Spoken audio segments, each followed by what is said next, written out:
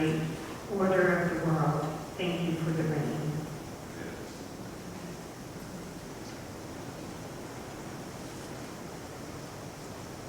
Thank you for this day. Thank you for this fellowship.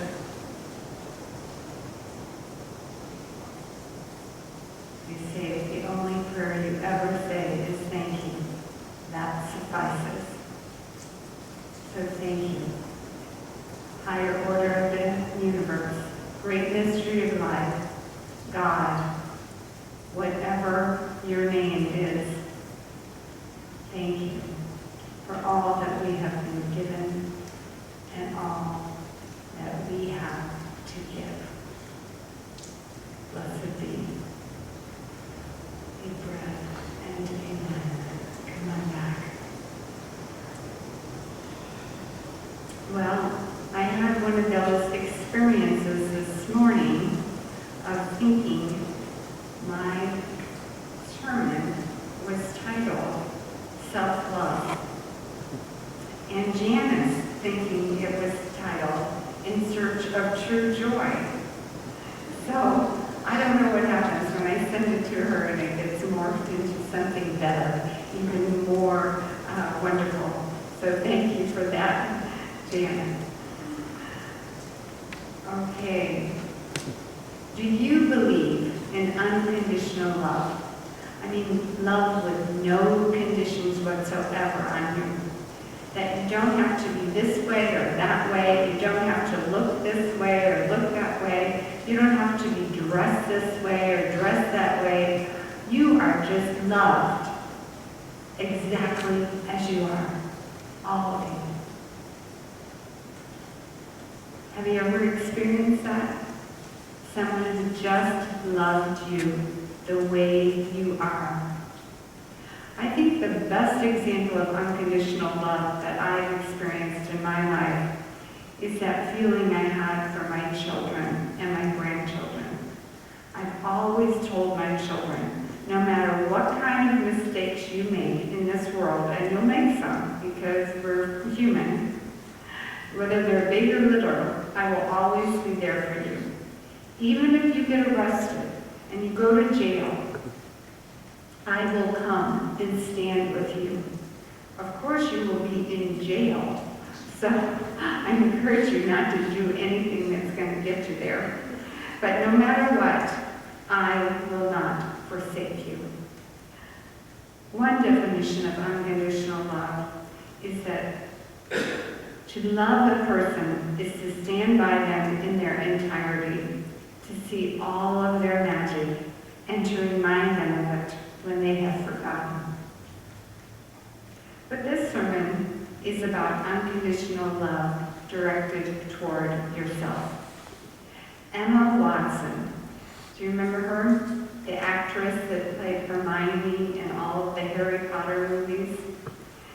Created quite a stir in the media when she was asked who she was dating, and she returned the answer, I am self-partnered, thank you.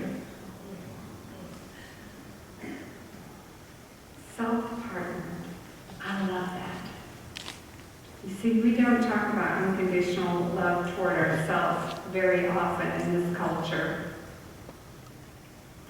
Or that having a self and self-partnering is enough. But it is. Self-love is often misinterpreted as greediness or selfishness, self-centeredness. We don't learn about self-love in school, except at the graduate level in psychology. And we don't learn about it in church, except at the UU church, who values self, who values self-love as an asset that we all must strive for. Most UUs feel that getting to self-love is the path to getting to world peace. If each one of us can get to who we authentically are and love that person and pass that on out into the universe, we can get to world peace. So it's a big deal. Let me read to you from my friend's book down at Ashworth, the right words about loving yourself. Loving yourself is a big ask. To some, it may be as a mountain covered with treacherous ice, a journey too far, a journey so overwhelming that finding the starting point can often seem impossible.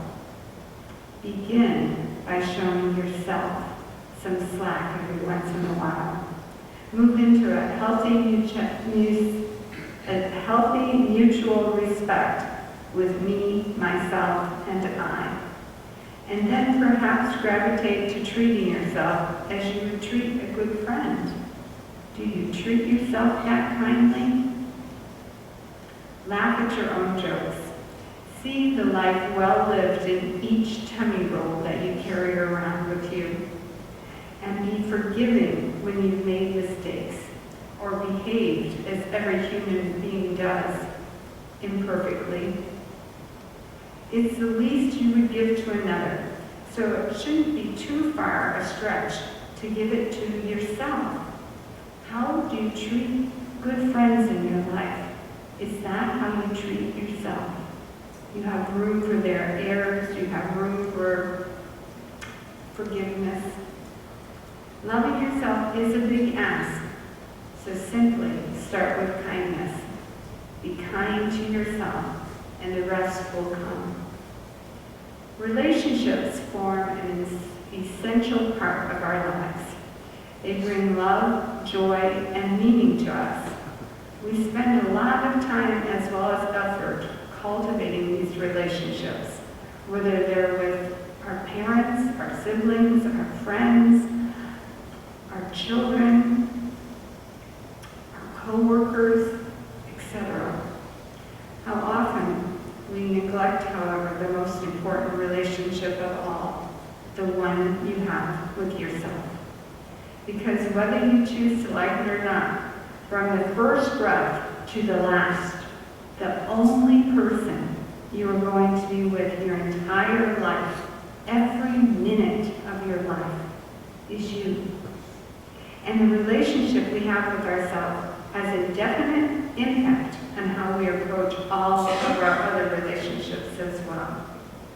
A lack of self-love often leads to a constant search for love and acceptance outside of ourselves, especially in the case with romantic relationships. This can make us clingy or excessively attached to our partner, which dooms it most of the time. This is codependency, an overreaction to things outside of myself and an underreaction to things inside of myself. In other words, I can tell you what my husband needs to be doing, what he needs to change, where he needs to grow, but I don't know that about myself, who I am, what I need to be changing, where I need to grow. Codependency is to engage in behaviors to get others to like us. Self-love allows us to become much less concerned with seeking validation and acceptance from others. This is essential to living a life true to ourselves. That's the underline right there. As we often place too much value on other people's opinions and suggestions over our own. Have you ever done that? Raise your hand if you have. Self-love and acceptance allows us to live an authentic life. And to me, that's the goal. I had a session with a client yesterday who's a big-time television producer. He said, I don't know how to do that. I am always living my life the way I think other people want me to. And this is a very accomplished, very successful person.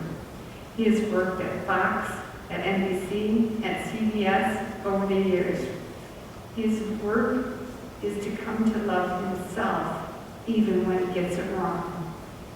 He said to me quite innocently, well, how do you do that? I said, don't worry, I'm going to tell you. I'm borrowing from an article by Anoop Abraham outlining 10 practical ways to love yourself.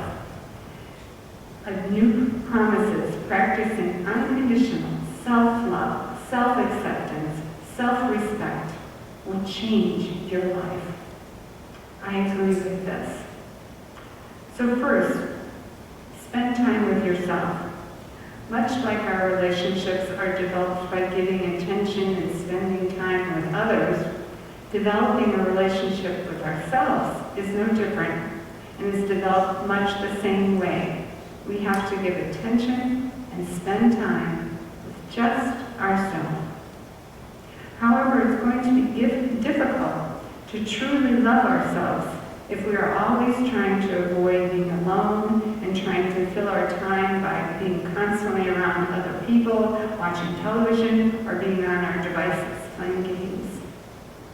The time spent in solitude helps us get in touch with our own personality, our inclinations, desires, and gives insight into what's keeping us from loving and accepting ourselves exactly as we are, unconditionally. Doing this can also help you develop greater feelings of compassion for others. It's really important. Put an end to outsourcing love and acceptance and take responsibility. We often have a hard time loving ourselves because we try to approach self-love through the outside. That is, we often base the love of ourselves upon other people's opinions about us, our relationships, our achievements, how we appear to others. The problem is, none of these are stable foundations to base self-love upon, since they tend to keep fluctuating. The fact of the matter is, you never need permission or validation from anyone else or any external factor except yourself. Go ahead and love yourself. Let me say that again. The fact of the matter is you never need permission or validation from anyone or any other external factor to go ahead and love yourself. Just do it. Next, don't take your inner dialogue that seriously. You know that voice in your head, you have one of those that talk to you all day long? I have one. One of the biggest reasons we don't have self-love is it's difficult to have that inner dialogue which plays in our ears that is critical and judgmental and sometimes even mean toward us. We have to argue with it. We have to say, I don't believe you. I don't believe that's true about me. Leave me alone. We have to shush it away, sweep it away. I may have been that way in the past, but I'm not that way in the now. This is who I am now. This inner dialogue may list endless reasons as to why you can't love yourself or what needs to happen before you can. Most of these internal messages were given to you as a child by your parents, siblings, teachers, or coaches, and they're not even true. Messages that say you talk too much, or you don't talk enough, or you're so self-centered. My grandma told me once, honey, you are plump. Who says that to a 13-year-old girl? It's the wrong message. It set me up and started me on an eating disorder for many years, trying not to be plump. So, what were you told? What are those messages that are still running your life? And what can you do about it? The key is not to pay too much attention to it. That internal dialogue, don't take it seriously. Don't buy into what it says, no matter how much it tries to convince you it is right, because that voice sees things only from a narrow, limited, and often negative perspective given to you a long time ago that you don't have to live into anymore. This is especially true in how it usually compares our whole life based on the happiest moments of other people's lives, especially now that we have social media. Have you ever had that experience? You look and people are all smiling. They have all their family and friends with them. They're having a party. And you think to yourself, oh, is just boring. There's nothing special about me. Funny enough, though, the voice never compares how we are better off than other people in various aspects of our lives. So instead of looking at the Facebooks and thinking, I'm not enough, you can look at the Facebook and think, I am indeed enough. I am amazing, remarkable.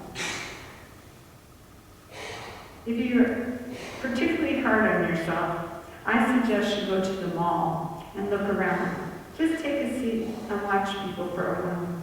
You will find a good swath of humanity there, some greater and some lesser than where you are in life. Come to see, you know what? You are just right, just exactly who you are, how you are. You are amazing, beautiful, smart, and lovely, just the way you are. Also, a conscious determination to detach from this inner voice that criticizes us, preferably with daily practice of meditation, and helping to take your inner dialogue less seriously. What I'm talking about here is taking charge of your internal dialogue, because here's the secret. If you're waiting for inner dialogue to become automatically positive, someday in the future, I've got news for you. It ain't gonna happen that way. The only way your internal dialogue changes is for you to confront it and tell it, leave me alone. I don't believe that about myself anymore. I'm actually not plump. You must take matters into your own hands and consciously and deliberately tell yourself the truth, deleting files that you were given earlier in life and replacing them with self-loving statements today. Anoop said, I had difficulty in accepting and acknowledging that part of myself around others. Things changed though once I took a 3-month solo trip.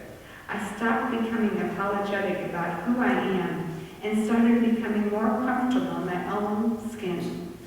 I must say, I can't point to any specific incident during that trip for these changes, but I did come across lots of people that were like-minded and that helped.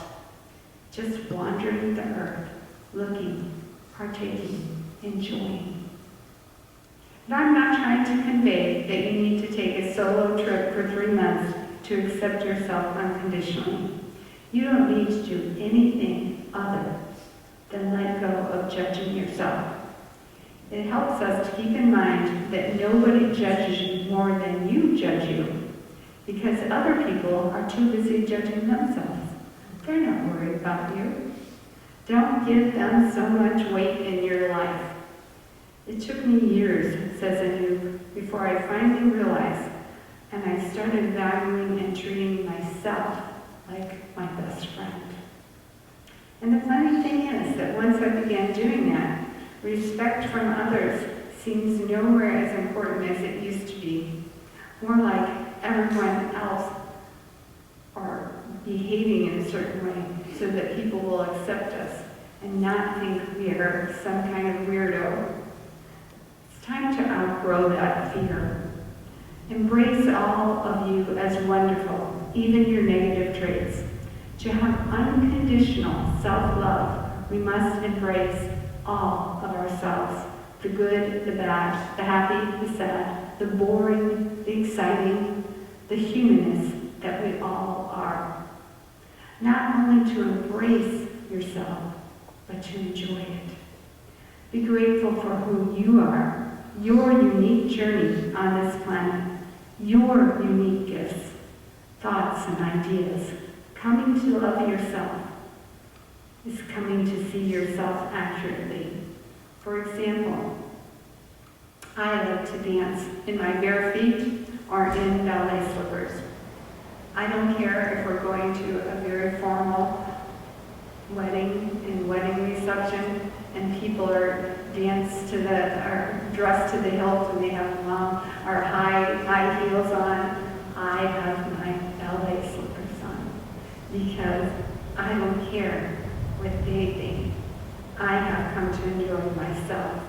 in my pink ballet slippers.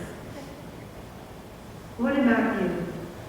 What unique, quirky things do you do that you love and enjoy? Let go of that self-judgment and let yourself be fully alive, arms wide open. Then acknowledge and give yourself credit. We often have the habit of dwelling on what we do wrong, but barely noticing and acknowledging the numerous things that we do right in our daily lives. Like some of these words I stumble on, but most of them I don't. Focusing on the numerous things we do right. I have found this true in marriage and sometimes parenting too. Focusing on what people in our lives do wrong and barely acknowledging or noticing what they're doing right. We are not here to be like everyone else, and nor are we meant to be. As I said, our default inner dialogue is often fearful and believes that we need to be less of who we are and be more like how people want us to be.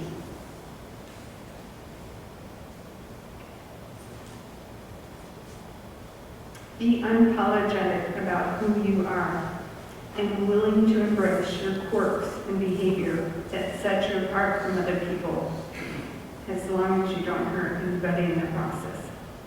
Make a habit of this, and it will guarantee to raise your self-confidence and change the way you see yourself and move within the world and connect to other people. Many people may think that it's selfish, but it's the opposite of selfish. It's more selfless. If all of us could practice unconditional self-love, we would do a much better job in loving and accepting everyone else as they are, without them wanting to change in any way. We would step forward toward world peace, which I think is the goal. I want to end today's sermon with another reading from Donna Ashworth called Whatever Makes You Glad to Be Alive. Whatever makes you glad to be alive, do that. Whenever you can. Whatever gives your soul that life and elevates you to a level of harmony, peace, and contentment, do that. Grab it. Chase it. Hold it tight.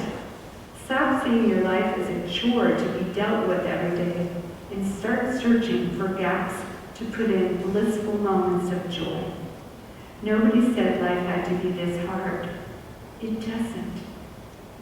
Nobody made you sign up for a daily grind so punishing that you couldn't find the energy to do what makes you happy.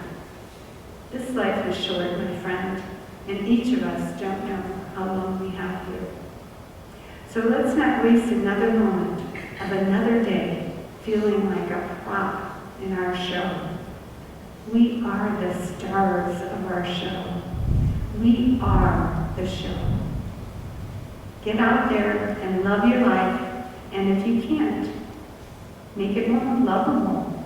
Change things around, because here's the truth. It's your life. You're in charge of it. If you want to do something more fun, figure out what that is, and do it. Take responsibility to make it happen. Do whatever you need to do to get any kind of good feeling every day. And start now, right this minute. The future's promised to know when. What are you waiting for? May you direct love and kindness, acceptance and joy towards yourself, beginning now.